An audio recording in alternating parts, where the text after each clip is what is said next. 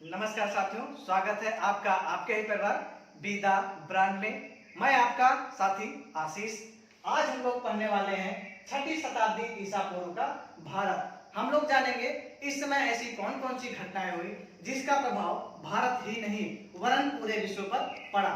6ठी शताब्दी के मध्य में धार्मिक आंदोलन हुआ भारत में। यह आंदोलन क्या है, कब हुआ, क्यों हुआ, इसके परिणाम क्या क्या हुए और जानेंगे कि यह सनातन धर्म से किस प्रकार भिन्न था, इसके विषय में हम लोग जानेंगे। अब हम जानते हैं धार्मिक आंदोलन होता क्या है। किसी प्राचीन धर्म में जो रूढ़ी या फिर कुरीतियां उत्पन्न हुई हैं उसमें लाया गया थोड़ा सा परिवर्तन जन समूह के द्वारा क्या कहलाता है, धार्मिक आंदोलन। जो धार्मिक आंदोलन हुआ था वह 6ठी शताब्दी में हुआ था। कब हुआ था? उत्तर वैदिक काल, जो कि 1000 ईसा पूर्व से 600 ईसा पूर्व के मध्य है। 6ठी शताब्दी में ही धार्मिक आंदोलन हुआ था। धार्मिक आंदोलन क्यों हुआ? क्योंकि हम लोग जानते हैं जो वैदिक काल था उस समय लोग एक दूसरे के ऊपर विश्वास करते थे और एक दूसरे का साथ देते थे। हम जानते हैं थोड़ा सा वैदिक काल के विषय में क्या क्या थी वैदिक काल की विशेषताएं। वैदिक काल में सब लोग साथ रहते थे, ठीक है। और इस समय की जो सभ्यता थी वह कैसी सभ्यता थी? ग्रामीण सभ्यता थी। और ग्रामीण सभ्यता होने के कारण यहाँ पे जो राजा था वह वंशानुगत नहीं होता था, जिस कारण से उस समाज में कोई भी कुरीतियां नहीं फैली हुई थी और फैली भी हुई थी बहुत न्यूनता में फैली हुई थी। जब उत्तर वैदिक काल आया तो धीरे धीरे यही जो बुराइयां थी जो न्यूनतम मात्रा में थी वही एक विकराल रूप ले चुकी थी। अब क्या होने लगा था, जो राजा था वह वंशानुगत होने लगा था और जो उस समय जाति व्यवस्था थी अर्थात वर्ण व्यवस्था थी वह उत्तर वैदिक काल में जाति व्यवस्था का रूप ले चुकी थी। अब उस समय जो वर्ण व्यवस्था थी वह कैसी थी? अगर कोई व्यक्ति यज्ञ आदि करता है तो वह क्या कहलाता था? ब्राह्मण। अगर कोई व्यक्ति समाज का रक्षण करता है तो वह कहलाता था क्षत्रिय।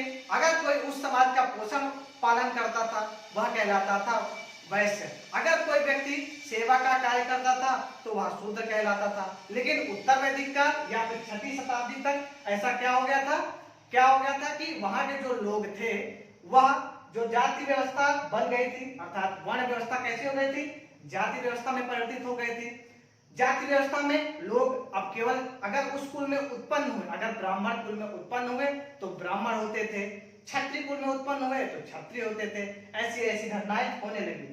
और जो उस समय अर्थात 6ठी शताब्दी में यज्ञ आदि का जो रूप था वह बहुत ही विकृत हो गया था। अर्थात यज्ञ बहुत ही कठोर होने लगे थे, खर्चीले होने लगे थे और बलि के रूप में पशुओं की बलि दी जाने लगी थी। और लोगों के मन में विभिन्न प्रकार के तरह तरह के प्रश्न उठने लगे।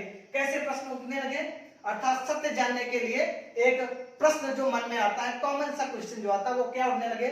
मृत्यु के बाद क्या होता है? क्या सब पूर्व में लिखित है? क्या इसे बदला जा सकता है? और इन सभी चीजों को अगर बदला जा सकता है तो कैसे बदला जा सकता है?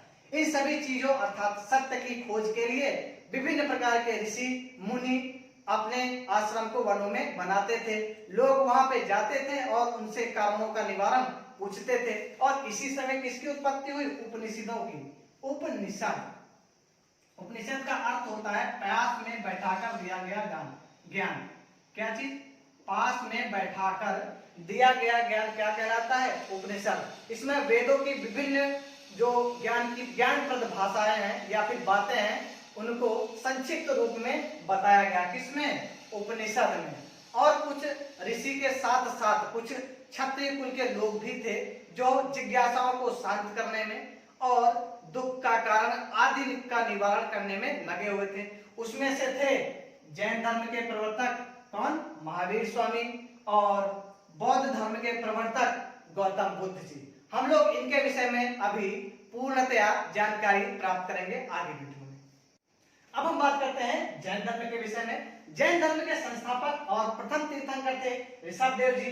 इसके जो 24वें तीर्थंकर थे वह महावीर स्वामी थे, जिनका जन्म वैशाली के लिच्छवी क्षत्रिय राज परिवार में आज से लगभग 2500 वर्ष पूर्व 540 ईसा पूर्व में हुआ था। 30 वर्ष की अवस्था में इन्होंने घर को छोड़ दिया और कठिन तपस्या में लीन हो गए। कुछ समय बाद इन्होंने ज्ञान प्राप्त किया, अर्थात इंद्रियों पर विजय प्राप्त कर लिया, जिस कारण इनको क्या कहा जाने लगा, जिन या फिर जिनेंद्रिय, जिनेंद्रिय, जिनेंद्रिय कहा जाने लगा, या महावीर, महावीर कहलाए, जिसका अर्थ होता है विजेता। क्या कहलाए, जिन या फिर विजेता।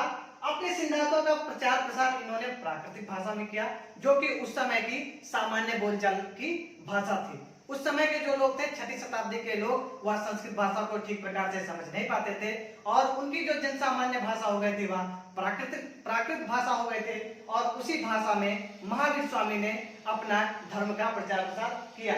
अपने सिद्धांतों का प्रचार प्रसार में उन्होंने जीवन के विकास के लिए त्रिरत्न दिए।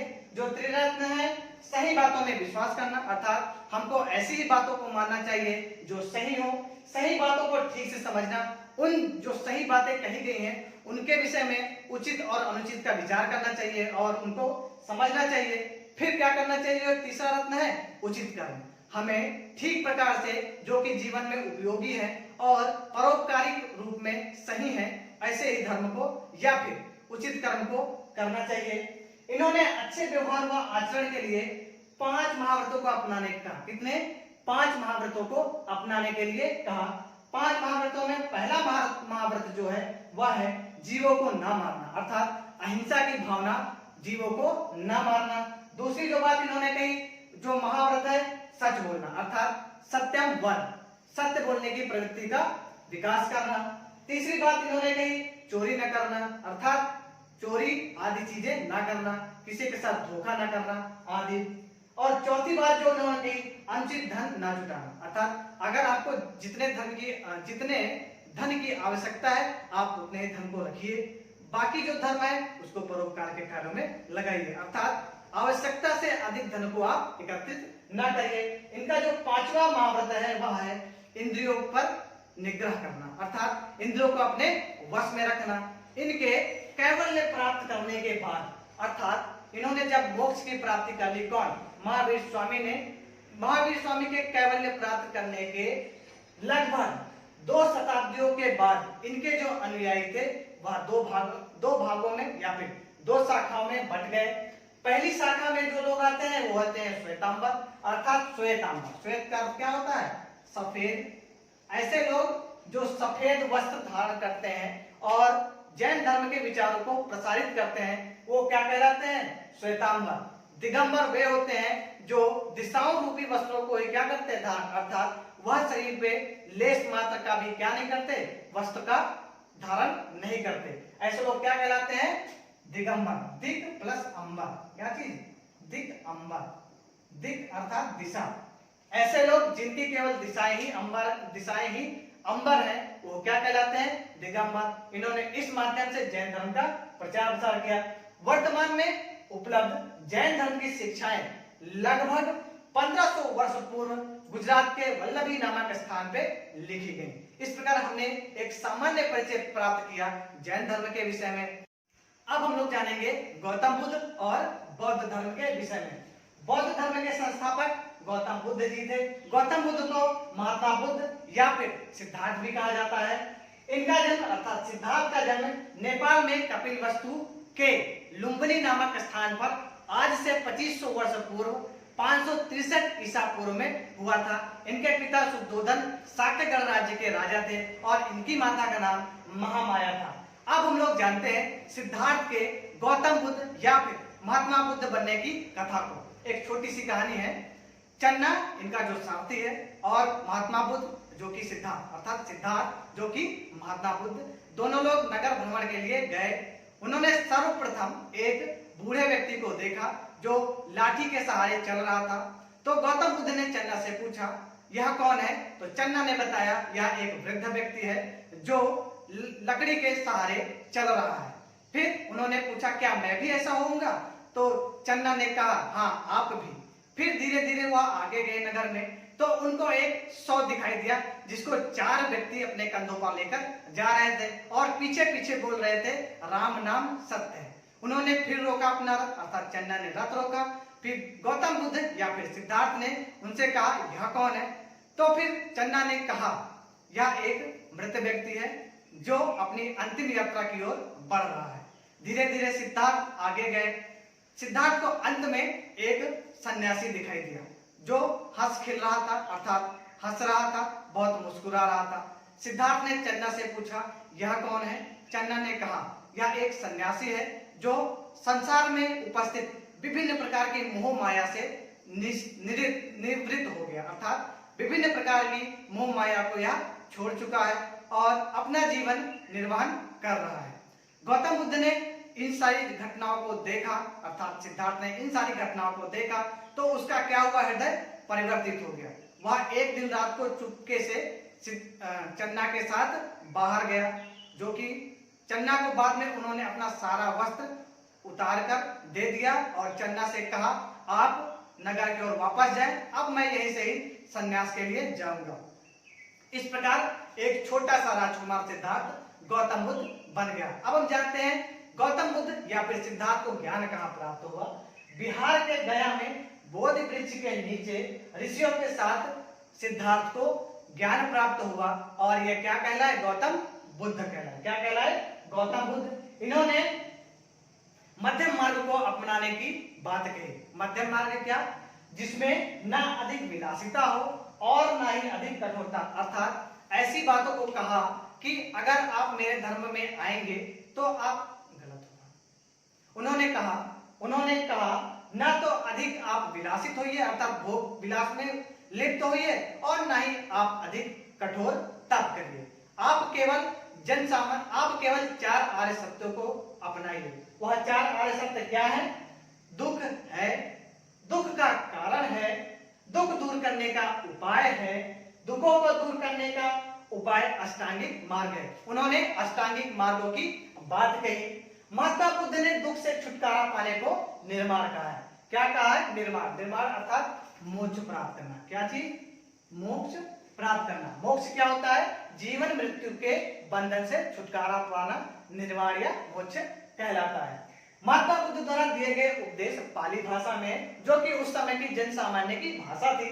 बुद्ध के निर्माण के कुछ शताब्दियों के बाद उनका जो बौद्ध धर्म था वह 2 संप्रदायों में विभक्त हो गया। पहला जो था वह था हीनयान, दूसरा जो था वह था महायान। जातक तथा वह हितोपदेश की कहानियों के माध्यम से महात्मा बुद्ध के उपदेशों को जन सामान्य तक पहुंचाया गया। आपने भारतीय तिरंगे में देखा होगा, भारतीय ध्वज में देखा होगा, एक चक्र बना है। वह चक्र बौद्ध प्रतीक धर्म चक्र परिवर्तन है। कौन सा चिन्ह है? वह बौद्ध धर्म चक्र परिवर्तन का चिन्ह है। तो इस प्रकार हमने जाना एक सामान्य परिचय। इसके विषय में हम लोग विस्तृत से जानकारी कक्षा 10 में प्राप्त करेंगे। अगर आपको यह वीडियो अच्छा लगा तो लाइक करें, शेयर करें, कमेंट करें, और इससे संबंधित नोट्स आपको हमारे टेलीग्राम चैनल पर मिलेंगे, जिसका लिंक डिस्क्रिप्शन में है, और प्लेलिस्ट जो कि इतिहास और भूगोल की है उसका भी लिंक डिस्क्रिप्शन में है। धन्यवाद।